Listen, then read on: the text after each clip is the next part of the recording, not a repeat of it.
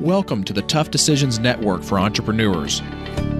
I'm Dan Hanford, and my wife, Danae, and I interview successful people sharing stories behind tough decisions that they've had to make along their journey as an entrepreneur.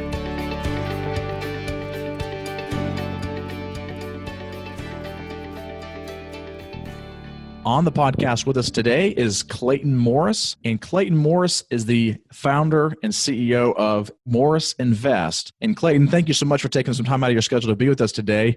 I look forward to this interview. We've been looking forward to it over the last couple of months, and glad to have you on. Well, it's my pleasure. Thank you guys so much for having me on. Hi, Clayton. Thanks for joining us. And we would like for you to get us started here by just telling us a little bit about where you are right now as an entrepreneur and give us a little bit of background into how you got there. Right now, we're in an interesting moment in our company. Morris Invest, we're a turnkey real estate company. So, people will go to our website and they'll book a call with our team for 30 minutes. And, they may or may not end up working with us to buy a property. Usually our properties are like $50,000, $60,000. And the reason they would come to us is because we're a turnkey real estate company. So they want real estate investments, and they've always known that it's the number one way to build wealth, but they don't know where to go. Do they go out in their backyard, call a realtor on a Saturday and go out and spend $300,000 for a house? Most people kind of do it that way. And the truth is that the best real estate deals are not in your backyard. So my team, we buy a lot of properties, we renovate them, we place tenants in them with property management companies. So that's the core of our business, right? And sort of a done-for-you service. But we're really starting to expand now. My wife and I are now, we've just realized in the thousands of people that we've talked to that have, called our company and worked with us, or who aren't yet ready to take that plunge. There's a lot of things that hold people back, limiting beliefs around money. Maybe they're just in debt. Maybe they've got other things. They're not interested in real estate. And my wife and I decided we want to start really focusing on helping people develop a wealth consciousness. And so we're working on a course right now, the Financial Freedom Academy. So that will be coming out. So our company's sort of expanding now with the Academy. We're also going to be doing a 12-city live tour in different cities across the country, talking about financial freedom and helping people build passive income. So the company's sort of turning into more of a media company. Our YouTube channel has exploded. So all of the stuff that I was doing at Fox, on TV, now I'm able to, on Fox News, I'm now able to do on my own channel and kind of expand that way. Well, and I want to, talk to you a little bit about that transition because, as most of people are listening, have heard of you before from the Fox and Friends, station and the Fox and Friends show. What was it that really finally was like the straw that broke the camel's back, if you will, or that final thing that really made you decide to kind of make that shift and that change? I'd spent 10 years at the network, on the number one morning show in the country. And I was incredibly blessed to have been there and done that. And then, over the past 2 years, just with the political climate, things just getting, nasty. If I would say one thing on the show that went one way, I'd get, death threats and crazy emails, and tweets that, and then if I said it this way, I and on the opposite, I'd get it, I'd get the same kind of stuff. You couldn't please anybody anymore. And it just stopped being fun. And I started to see it become a little bit of a younger man's game, and we were doing kind of the same stuff over and over, year after year, outside on the plaza and that sort of stuff. And I just said, I'd been building and buying real estate for the past 7-8 years while I'd been at Fox. And I had built up Morris Invest to be a pretty big company where I said to myself, why am I getting up at 3 a.m. on a Saturday morning to go in and do this show? And I had to really do some soul searching. And I said, okay, it's not financially, it's not the reason. Then what is it? Well, am I really enjoying the broadcasting anymore? It's like, well, there are moments of fun that kind of bring me back to when I first started and we get to have some fun. But no, that's not it. I said, you know what? Then it seems like the only reason I'm sticking this out is ego. Like my personality or my ego was somehow tied to, or my value as a person was somehow tied to me having this amazing anchor job. And I said, you know what? That's not good enough for me to keep this job. I need to give that up. If ego is the reason that I'm still staying here, and I know now that my business supports our family and I can sleep in on a Saturday morning and see my kids for the first time on a weekend, that guess what? Ego is not enough for me to keep this job anymore. And so I had 2 years left on my contract, and Fox, I said, look, I think it's time for me to go. And they said, well, do you want to do another show? And I said, no, I just, it's time. And that was it. And I said, okay. And they asked me to stay as long as I could. And I said, I'm ready to leave after Labor Day. And that's when I said goodbye. Well, I wanted just to kind of shift here too, because I think that, a lot of people, have really, really tough decisions to make like that. And sometimes they get caught up in the whole, semantics of it and actually making that decision. And you really just sat back and, analyzed it. And, we're going to talk a little bit later on this episode about some strategies that you like to use when you're facing a tough decision. But talk to us in your current business, this Morris Invest, about maybe a tough decision that you had that did not have a very good outcome, and maybe pull out a few lessons that you learned through that tough decision that you had. Well, it's something that we went through this past year, to be honest with you. It was really, really difficult. I'd left my job at Fox and the company's churning and, burning and churning. We're doing really, really well. And we had actually worked with a partnership with a company that ended up having all kinds of problems and doing some things that we as a company did not believe in or align ourselves with. And once we discovered it, we immediately had to sever ties. But it caused us some big problems. I mean, sales plummeted. It really was a hard period for us. I think the tough decision was, we were presented with an opportunity to sort of, I don't want to say sweep it under the rug, but once we discovered what this company was doing, this property management company, we could have maybe tried to work with them. We could have tried to keep it quiet. We could have done the wrong thing, right? And my wife and I, we immediately knew that we had to immediately sever ties with these people. And we had to, call the lawyers and make sure that everything was separated the right way and walk away and deal with it. Even if it meant that, guess what? Business slowed down for a month. That's something we just had to do. That was the right thing to do. And, I think, a lot of companies, when you're staring money in the face or you're looking at opportunities, you're like, it's easy to just sort of get caught up in the money. And that wasn't the reason for us at all. We wanted to make sure that we were doing the moral thing and making sure that we were setting our company up for future success. And I think we kind of fell into that mold by not having as many eyeballs on it as we could have. So I think going forward, it really positioned us to make sure that we're dotting every I and crossing every T and making sure that we're examining things to trust but verify even more deeply than we ever had before. So that was a pretty tough thing for us to deal with. Also, I think another tough decision in the young days of our company was in getting that focus. So many companies, so many people, when they're starting out, they're about 5 feet away from success, from striking gold. And then they're like, maybe I should go over here, shiny object syndrome. Somebody comes along and tells you, why don't you go over here? Start looking over in that mine over there instead of the mine that you're currently digging in. And it's so easy to become distracted when you don't see success coming. You just have to have that faith and believe that if you stick to that one path, that one course of action, instead of swerving to 5 different ones, then you can see success.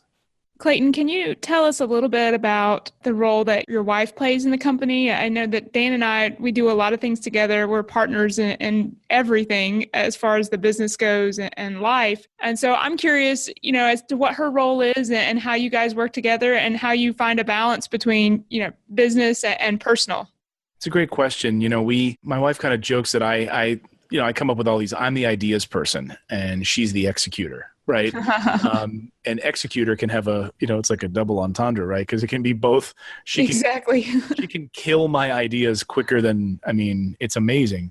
But she can also execute on the ideas that she believes in. So there have been times when she's really challenged me and said, what are you chasing? Like, why are you doing this thing? It's not even in alignment with you. Like, why are you deciding to make up the best zip-up hoodie company? Like, what are you talking about? And it's challenged me. And then once I realized, okay, what are my core competencies? What is my real passion and focus around financial freedom and real estate and communicating? I was a TV broadcaster, right? If I'm in my, I don't want to say genius zone, I guess, which is getting on camera, being able to communicate difficult messages and connecting with people, if I'm in that zone, then I'm on the right path. If I'm outside of it and I'm trying to do something else just because, hey, maybe that's a way to make money, then that's wrong. And so once I started Morris Invest, I purely started it on my own. And I think it was one of those things where my wife thought, well, go for it. And it launched, and then it just became a behemoth, and it just, exploded. And she's like, okay, time to get serious. And then she dove in as a partner where we really started aligning and making the calls with the securities attorney to make sure that everything was great, making the calls with the trust attorney to make sure all the trusts and all of that is set up, the LLC is set up properly, the accounting team is burning and churning the proper ways, that we've got QuickBooks set up, and all of those additional things that as a real estate investor, but as a real estate investing company, we needed to have in place. So she took the ball and ran with it. And thanks to that, when we had this trouble with this other company not too long ago, because we had taken those steps that she had put in place, we were much better off as a result of that, had we not had those things in place. So we work great together. We do date nights, and she writes about it on her blog. And as a business, when you're taking vacations or you're going out to dinner, those can become business expenses, of course, if they're done properly. So we write about that, talk about that. We really talk about running our family, our business as a family. So our kids are employees of Morris Invest. And the way that we structure that for tax purposes, you're able to, as a self-directed IRA with your children, and actually have them work for the company. So all of those things have become a real passion of ours to see how that the business can be run as a family can be run as a business, and the business can be run as a family. How old are your children? My littlest one is about to turn 2 in September. And my middle girl is 6, and my son just turned 8. So we have them shred documents. They love, bank statements and stuff like that. So that's part of their job, clean up the office. We use them for, photo sessions for our website. We'll do podcasts and savings things with them so that they actually become part of the company. I like that. I did that same thing with our children. We have 4 of them around those same ages. We have a 8-year-old, 7-year-old, 2-year-old, and a 6-month-old. So obviously we have a good mix in there as well. Yeah. But it's definitely nice to be able to have the kids kind of being involved and kind of getting them to think critically and on their own, and as well as, having our wives involved with the businesses. I think it's very important, especially with, people like yourself and I that are more of the visionary, the ideas person, and you can really have somebody that you trust and that can implement those ideas, and they're not going to go behind your back and talk bad about you or whatever. They're going to really implement those ideas. Right. I want you to talk about another tough decision that you had in Morris Invest that had a really, really good outcome, and maybe some of the lessons that you learned through that one. Well, we've had to, I would say, again, it comes back to the shiny object syndrome. So I thought a lot about this question, because companies, when they swerve, you ever go into a museum that has had like one, like a big compass on the like the marble floor as you walk in. It's got, you can stand there on it, right? It's got south, north, east, and west, and it's all laid out in marble, and it's kind of the entranceway walking into the museum. And if you're walking north to your true north and your destination, for us at Morris Invest, it's single family homes, right? Our core competency has been 900 square foot homes, 3-bedroom, 1-bath, 2-bedroom, 1-bath. Those are the core of everything we do. And they're the best cash flowing properties, in the Midwest, where we do our properties in Indiana and Michigan. And you're presented with opportunities to go into commercial and multifamily and billboards and mobile home parks and raw land and big commercial, townhomes and condos and all sorts of different things. But why fix it if it isn't broken? Even during the recession, it wasn't broken. Consistently cash flowed during the recession, And you're presented with all these opportunities, and I get so many deals sent my way, people calling, wanting to partner with us on deals, wanting to do different things. You should do this, you should do that. And saying no is the toughest decision, right? It's very difficult to say no. And it's honestly the best decision. So I've had to say no to so many things. I'm reminded of, Steve Jobs, like what he would say about Apple. It's all the stuff you don't see, which makes Apple great. It's saying no to so many things, which could be great. He talked about, one of employees said, we sell a lot of T-shirts here at Cupertino at the main headquarters for Apple. When you could go to Cupertino, one infinite loop, and drive into the main store and buy an Apple T-shirt. And he said, yeah, we could start selling these at all of our stores and become a T-shirt maker. He said, but we're a computer manufacturer. We don't make T-shirts. So we could make a little bit more money. We could make a few $1 million here, but that's not our focus. So we're not a T-shirt maker. And so I think saying no to those things, to a lot of different things, has been, some of the more difficult decisions, but staying true to our true north. If you're walking north and you suddenly take a step east, Well, guess what? You're off track now. You cannot continue walking north if you take one giant step east or west. You can't move anywhere, and you kind of get stuck in the mud by doing it that way.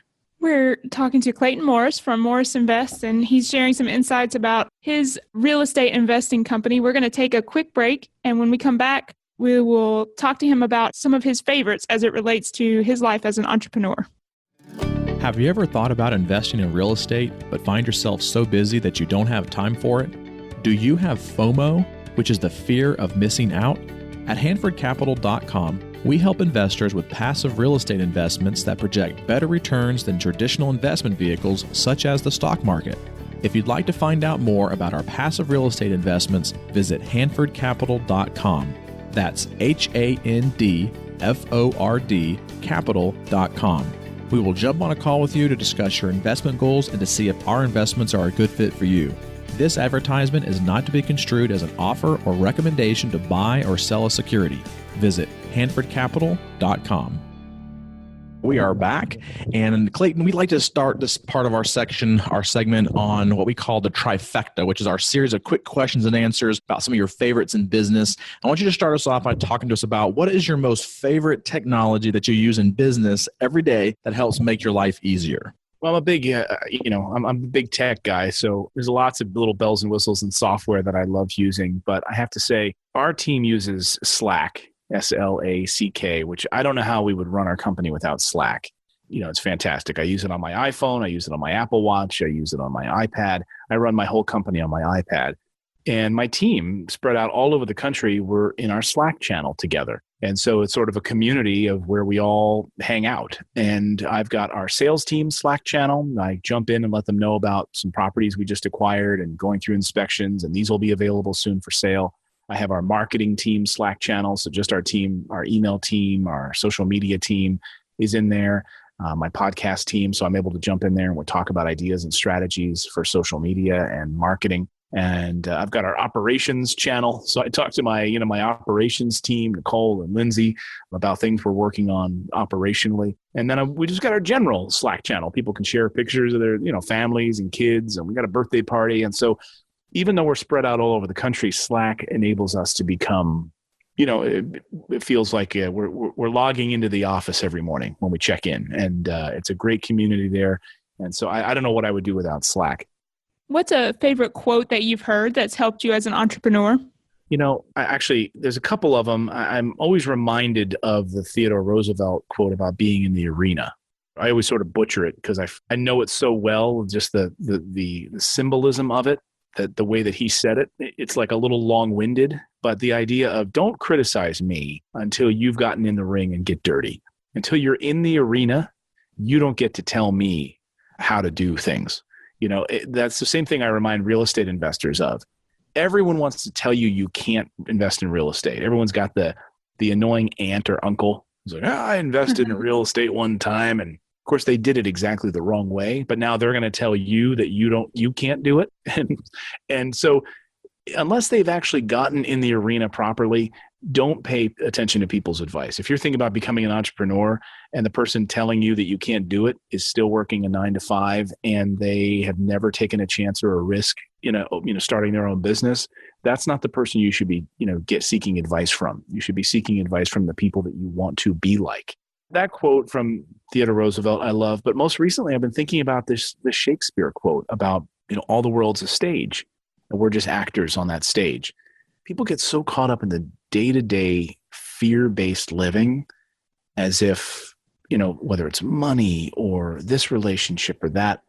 And once you start to realize that this is all just a show, it's all just a game, and we all just have fun with it, you're going to have trials and tribulations, but all those trials and tribulations that show up are just part of the game, and they're all meant to make you stronger. And if you kind of start seeing life as a game and as, that we're just actors on this stage, and that the universe has a bigger plan for us. God, the universe, your connection to spirit has a bigger meaning for us in life. Then I think you can start to just let that fear go and start to enjoy life a lot more. And what would you recommend to our listeners as a book that has helped you make better decisions as an entrepreneur? Well, I'm a big fan of Traction. If you are starting a business and you're in that growth phase, So Vern Harnish, in his great book, lays out how to start to hire. You need to hire people.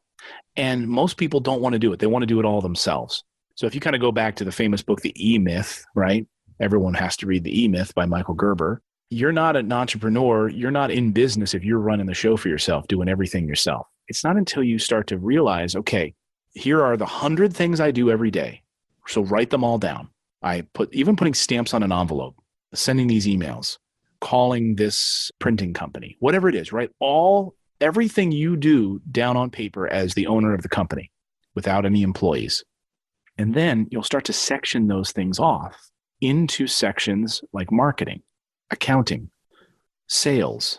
And you'll start to see like, well, where is my genius space in this? Like, what am I great at? Am I a baker and I just want to focus on making scones? Then that's where you should be focused. And you should you're not good at social media. You're not good at accounting. And start to hire people to do those sections of the work. So Werner Harnish lays it out beautifully.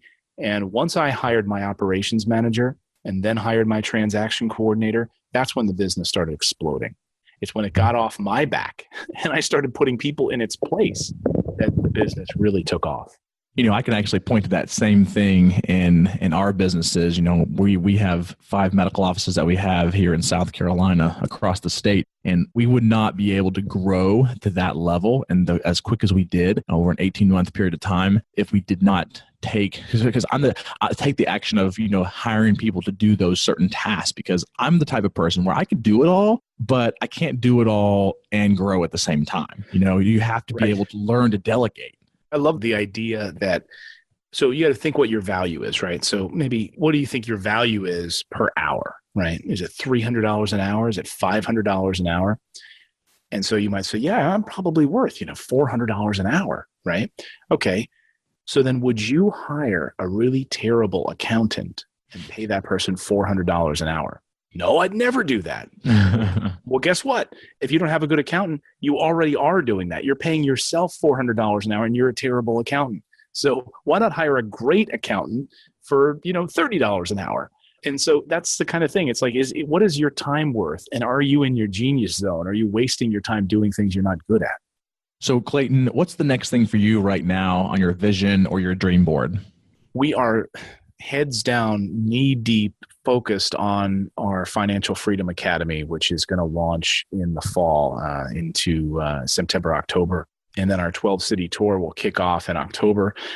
So we are in the middle of filming those modules and getting all those pieces in place to help families. It's really focused around helping families build wealth consciousness and turning their liabilities into performing assets. So we're looking at paint colors right now. We're like website design and all of the stuff and filming everything and logos and all of that. So we've got our whole team, which is doing a fabulous job right now. And when you have your team, are most of yours like virtual assistant type team? The only person who's fairly close to me is my assistant who lives nearby in New Jersey. But other than that, my whole team is scattered all over the country. And in fact, even in the UK, and part of our team for our course right now is in the UK, and they're doing a great job. So yeah, our team is scattered all over the world. And how can the listeners reach out to you if they want to start to follow you some more and listen to you and maybe even get some information about these events that you have coming up? Yeah, I think the best thing to do right now, the financialfreedomacademy.com, it's financialfreedomacademy.com. We're working on that. Site will be up soon. Feel free just to reach out to me on our website at claytonmorris.com. Or if they're interested in real estate, then come over to morrisinvest.com. Honestly, and if they love podcasts, that's where we put our heart and soul is in our podcast, the Investing in Real Estate Podcast. It's a very generic name, so you won't forget it. The Investing in Real Estate Podcast. And we are highly responsive. So people that reach out with questions and want to learn more about anything we're working on, we always get back to them very, very quickly. Well, Clayton, thank you so much for taking some time out of your busy schedule to be with us today on the podcast. I think you definitely have provided a lot of value and look forward to continuing to follow you as you continue to grow your various ventures, and look forward to having you on a future episode as you continue to grow as an entrepreneur. Well, I would love to be back. Thank you guys so much. Thanks for the thoughtful questions. Thank you. Thank you for listening to the Tough Decisions Network. Be sure to visit toughdecisions.net to gain access to show notes for this episode and to join our free weekly entrepreneur email where we will send you news about the latest technology for your business, inspiring quotes, and the latest books for entrepreneurs. That's toughdecisions.net.